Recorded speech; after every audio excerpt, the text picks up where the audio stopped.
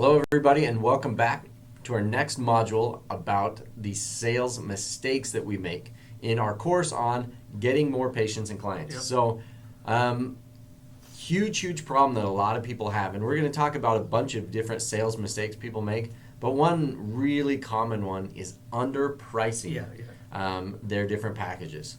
So tell us a little bit more about why underpricing just really undercuts what we're trying to do. Yeah, underpricing, I mean, number one, it demonstrates like you don't value your product or service, right? The other thing is it brings the expectation to the customer that you're already setting the tone that this might not be worth it, or the experience might be negative, or you know what I mean? Right. Like when you think of low prices, that's typically what you're associating with that. Right. And so underpricing does a lot of things. Number one, it sets the experience up, incorrectly right out the gate. Right. The other thing is it makes your profits lower, so it's harder to compete. So most people think by cutting their price, they're actually going to be able to win, but that's actually the opposite, because then you're just racing to the bottom, Right. and you can't spend as much on marketing, you can't invest as much in your staff, because you got no profits. That's Right. why a lot of the places that sell the really low price stuff, the cleanliness is not always the best. The workers don't always look that happy. Right. It's because they can't afford to invest in anything else because the margins are too small. So Right. I love that. The race to the bottom. What an important concept, right? When we try to compete by lowering our prices rather than either keeping our prices the same or increasing them and adding value to your business, it's this race to the bottom of like, well, we're going to trim everything down and become less and less effective as well, because we just won't have the resources to be as effective.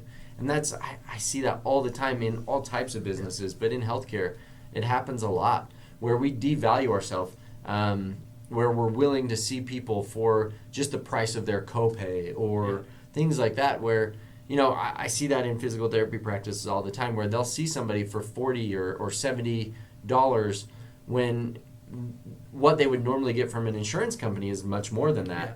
But they're willing to see somebody for the price of their copay to keep a doctor happy or something like that.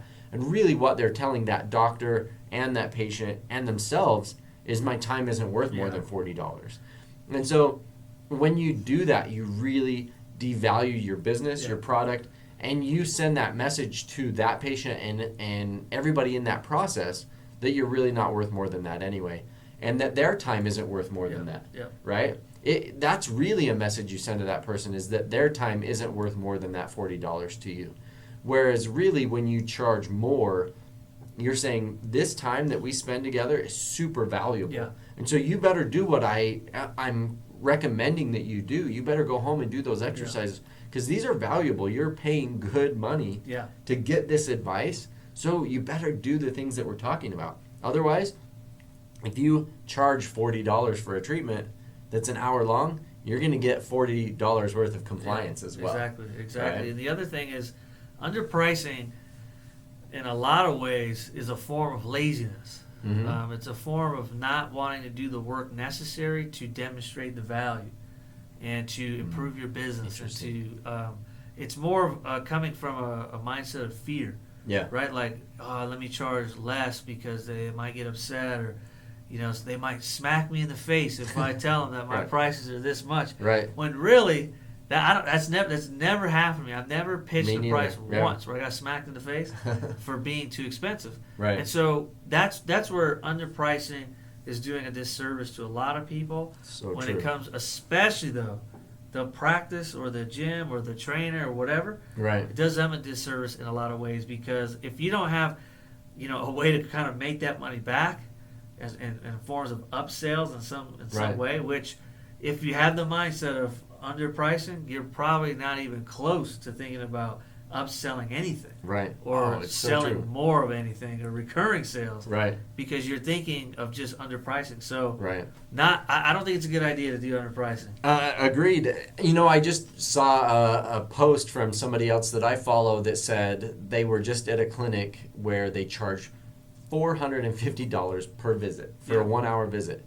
And, that's an astronomical price. That's, 2 to 3 times more than anybody else is charging.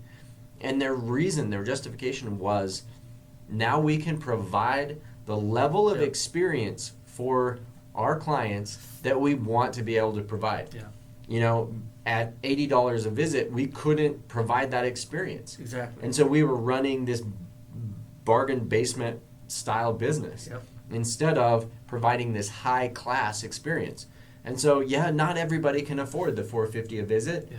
But for those that can, you're really going to be able to provide that experience that you want. They see one patient at a time, and they really do an excellent job. I'm sure they're totally pampered for that entire hour, which they deserve. They deserve. They're paying $450. Right? Yeah. So they totally deserve that. But what an interesting concept. Whether that's you upping your prices by $10, $20, $30, think of that conceptually as, this is me being able to provide the experience that I want to provide for my patients and for my clients.